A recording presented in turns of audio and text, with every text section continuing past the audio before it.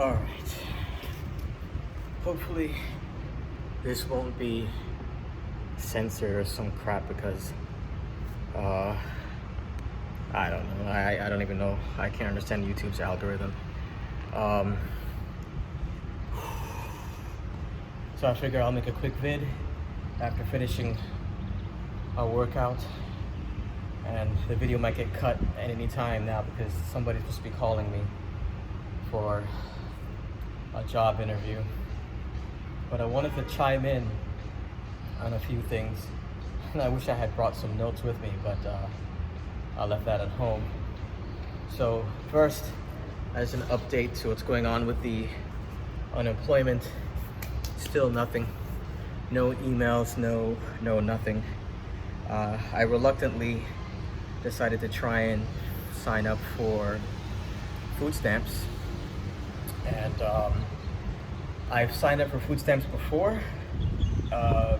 Some years ago when I was in college, I was working full-time, I was working another part-time job, and I was in school full-time. And I'm talking like full-time's 12 credits. I was taking like 16, 17, 18 credits. So, and I had scholarships and grants, but you know, the school was very expensive, and I wasn't making enough money to make ends meet, so I applied for unemployment. And as it turns out that in Florida, you don't qualify for unemployment if you A, have been convicted of a felony drug trafficking, if B, you've been convicted of abusing food stamps before. So I guess like if you apply for food stamps in 2 different states or something like that, I don't know. And lastly, if you're in school, and I think I mentioned this in the previous video, so I apologize if I'm repeating myself again, but the last one is pretty asinine. And the first one is kind of asinine as well. I mean, I don't know, I've never dealt in drugs, but I don't want to take sides, but you know, some people are desperate, they don't know what else to do, and they're in a situation where they choose to deal in drugs. You know, why is felony drug trafficking a disqualifier, but not like murder or rape or something? I don't know, it doesn't make sense to me. Sorry guys, I thought I picked a non-windy spot, so there may be a few gusts of wind every now and then. So I applied for the unemployment, and let me back it up. I'm sorry. I applied for the food stamps, and unlike unemployment, after I applied to the food stamps, I actually received an email just to confirm that I did sign up for it. And then maybe a few days later, I received another email saying that my application was reviewed, that no further action was needed, and that they're going to be contacting me back. Sorry, some guy is cruising through here and just staring at me. Can't escape it apparently. So, whereas Florida's unemployment, I filled the application out twice, because the first time I filled the application out, this is before they had the mobile app, I received no confirmation whatsoever. I wasn't sure if I was supposed to, so then I did another application via the mobile portal.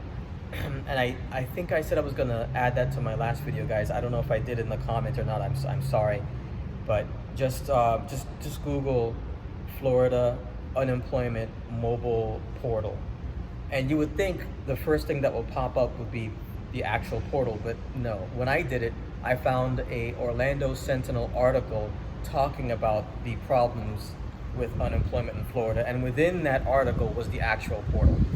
Sometimes I find searching for things online, especially if it's a government thing, extremely frustrating, because I would think if an entire state would have the influence to contact Google or Bing or whatever and say, hey, listen, in case anyone wants to search for our food stamps website or our unemployment website, make sure that comes out on top.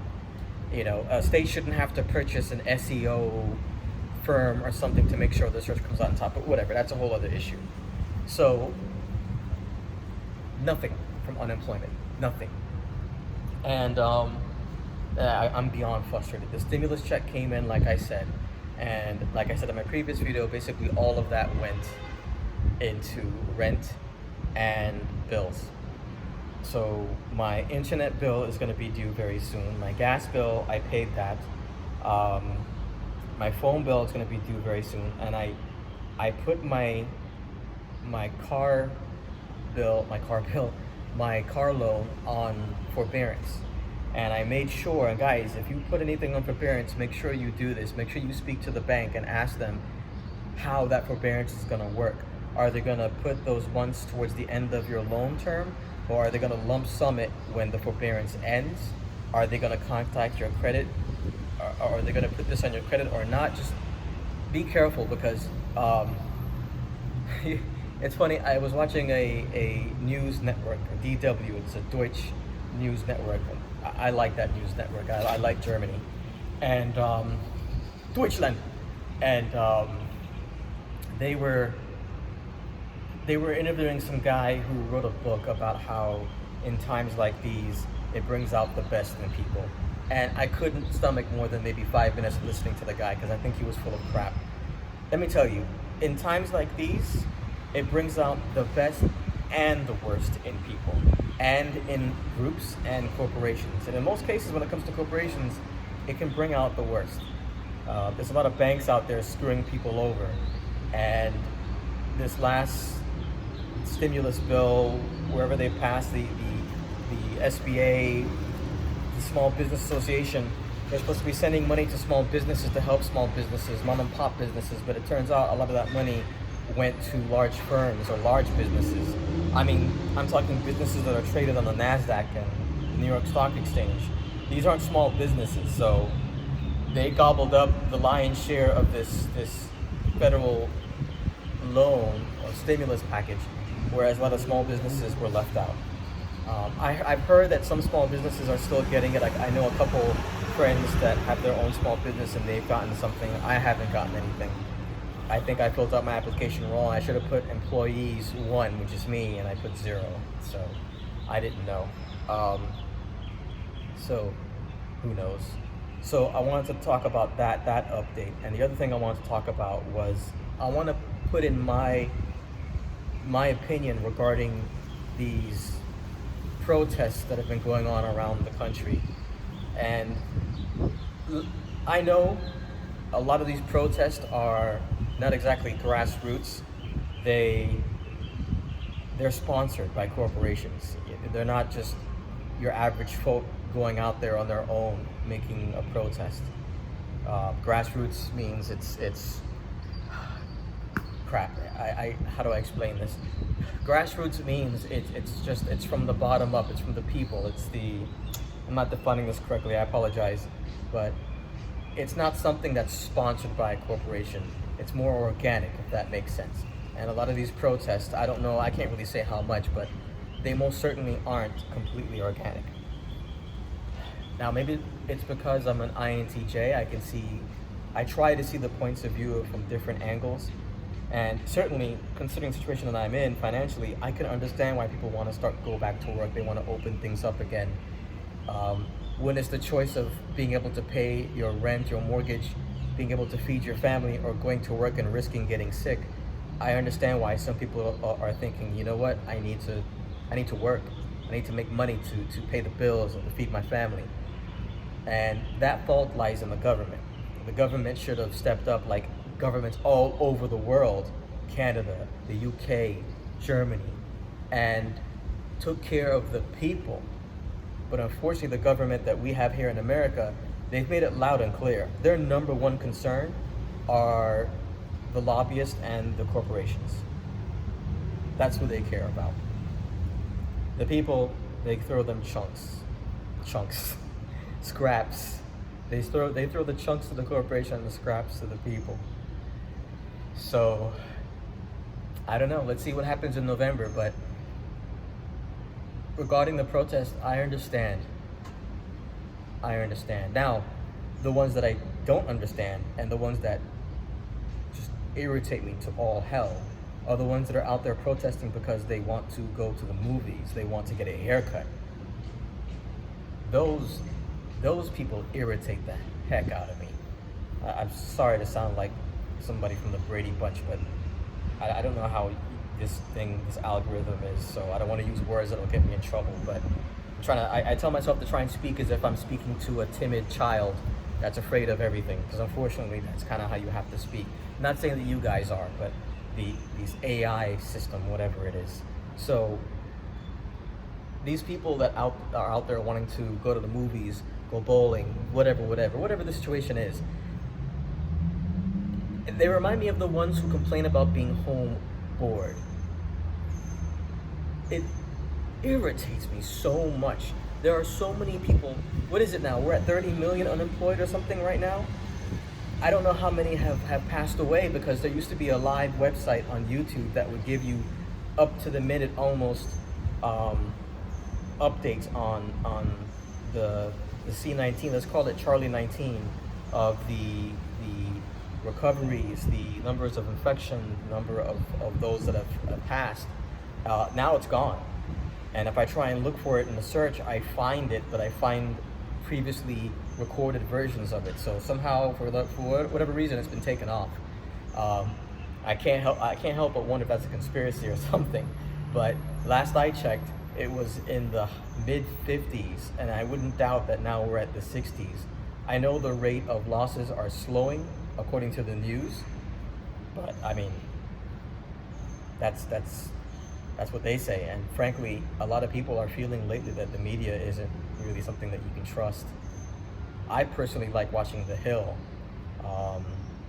That's where I get most of my news from, and then some foreign news networks that I just feel like they're not biased politically one way or the other, like DW. So, as a warning, let me say that I'm not some saint. Not at all. Maybe it's an INTJ thing, but I have me some evil thoughts. Don't act on them, but I have them. And if I was a ruler, if I was a leader, I'll more than likely be something of a dictator. So those people that are going out whining and complaining like the most pathetic creatures, that they want to get a haircut and they want to go to the movies and whatever other crap, and they're just bored of being home. Oof. I would love to make them go to the hospital and volunteer without any PPE gear to help out our first responders and our nurses and doctors. You're bored? Go. You don't want to stay home? Go to the front lines and help out. You don't think this virus is really, God bless it, I shouldn't have said that. If you don't think Charlie 19 is really an issue, you think it's a hoax, you think it's some liberal conspiracy, and somehow all of these other countries that are talking about the numbers of people that have passed away as a result, then hey, you believe in your conspiracy theory, you go to the hospital, you go to the front lines, and you help out. And if you get sick, well, hey, maybe now you believe, maybe now you understand the severity of the situation. I mean, I've listened to the stories of from the doctor's point of view, and I know some of them say that the worst thing for them is to watch a person pass calling out for their loved ones, and they're passing alone. They're passing alone. I don't know about some of you guys, but I think some of the worst ways to pass on is to do it alone, afraid, with no one around, and basically suffocating. That's basically what these people have dealt with, the frontline people, and obviously that's what is happening to the people who pass. I mean, how you can dismiss that is profound. Then we have these other doctors like Dr. Phil. I don't dislike Dr. Phil, but I've seen an interview where he was talking about how this lockdown shouldn't have happened, and he equated it to, or he was trying to dismiss the severity of it by equating it to the number of deaths that have occurred from car accidents, drowning in the pool, which I believe he got those numbers wrong. But here's the thing you have to understand. Car accidents, drowning in the pool, these aren't infectious. right? People who say, hey, X number of people die every year from the flu, here's the thing. This has only been going on for, I mean, if you really think about it, if I remember from all the news articles, news reels I've seen, the very, very first death was more than likely in February or March. I shouldn't have said that word.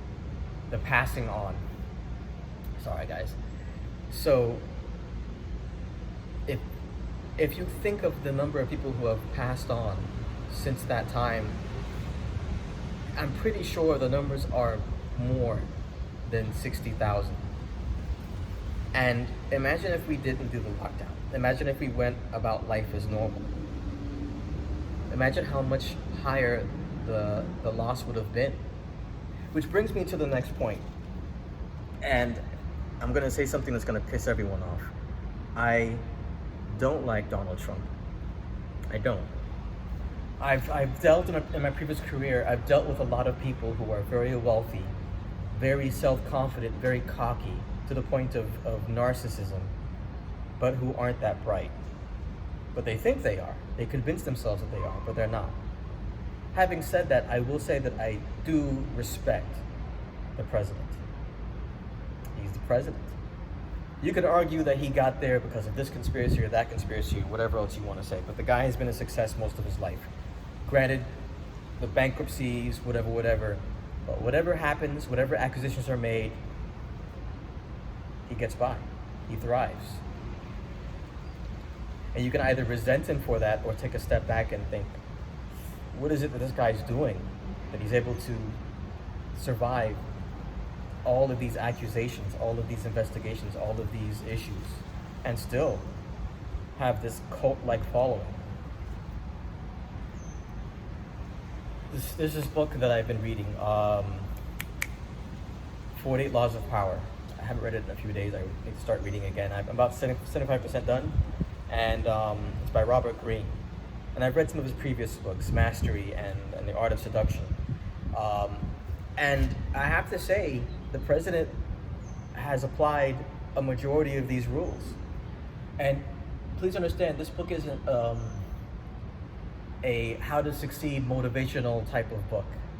No, it's this book basically just breaks it down without any sugarcoating. It says that if you really want to succeed in this world, you've got to be willing to be ruthless, decisive, backstabbing.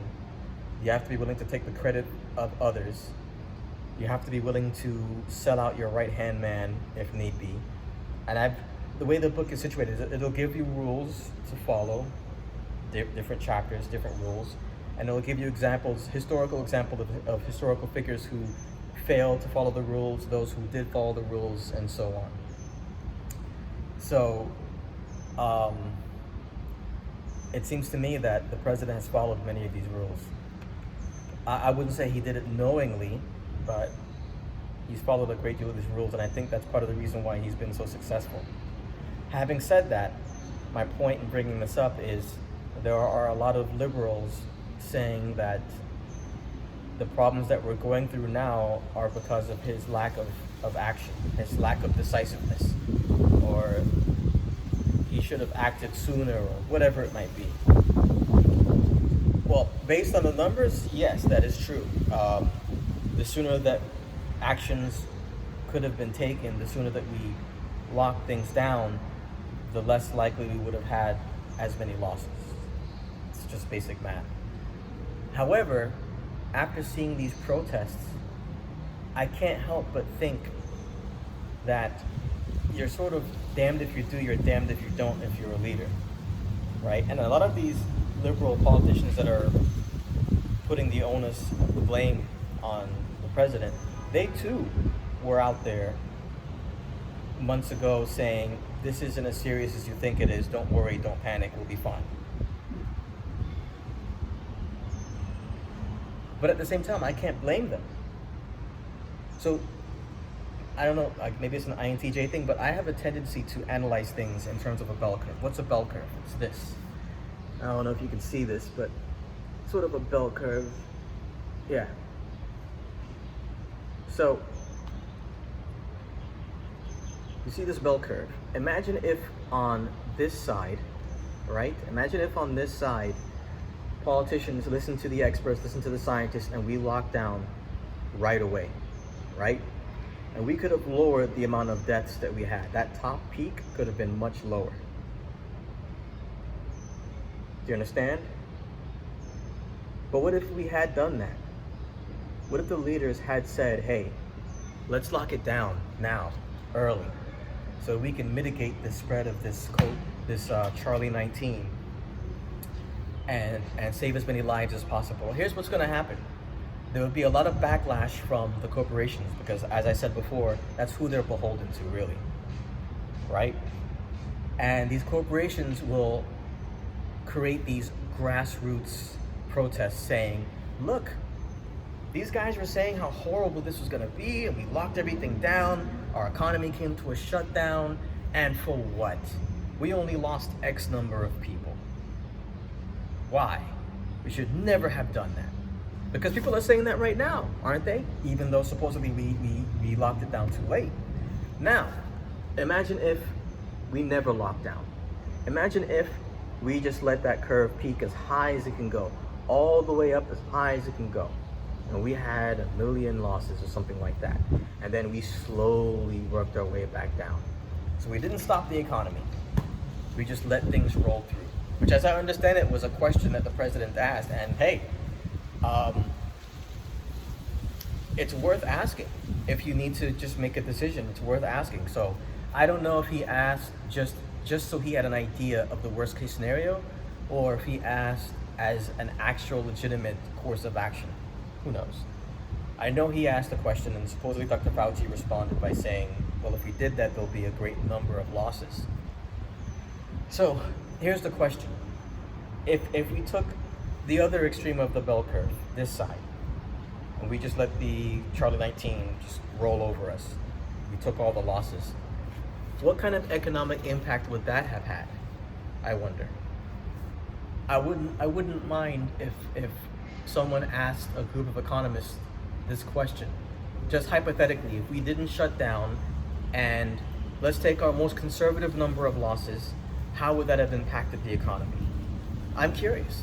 Would it be worse than what we have now? Would it be better? I know it's a very callous question, but as a leader, you have to consider these options so you can make the best decision. Although one can argue as a leader, your reputation and your re-election are not the priority. The people is the priority, but that's an idealistic point of view, and based on this book I've been reading, idealism won't get you very far. Sometimes it will, depending on what career choice you've picked, but for the most part, if you want to become very powerful, very successful, righteous idealism will only get you so far, or may even just destroy you. So, yeah, I don't envy the leaders their position. It's a very difficult position, but the position shouldn't be this hard. Instead of pumping trillions and trillions of dollars into the stock market, a good deal of that money should have gone to the people. If the people are able to pay their mortgages, pay their rents, pay their bills, a lot of banks would be happy. Yes, the cruise line industry would still be suffering. The airline industries will still be suffering. The movie industries will still be suffering. But here's the thing, if they need to go bankrupt, they go bankrupt. Keep the employees on the bankroll. And to be honest, and I said this before in a previous video, I don't understand, why is it the average Joe, why are we supposed to have 4, 5, 6, 7, 8 weeks of savings to survive an emergency? But these huge corporations don't, or can't, or they're unwilling. Doesn't make sense to me. I don't know. Well, that's just my opinion. So I hope you guys are safe. I hope you're doing well. I hope some of you guys got your stimulus checks. Stay strong. Much love, and I'll see you guys later.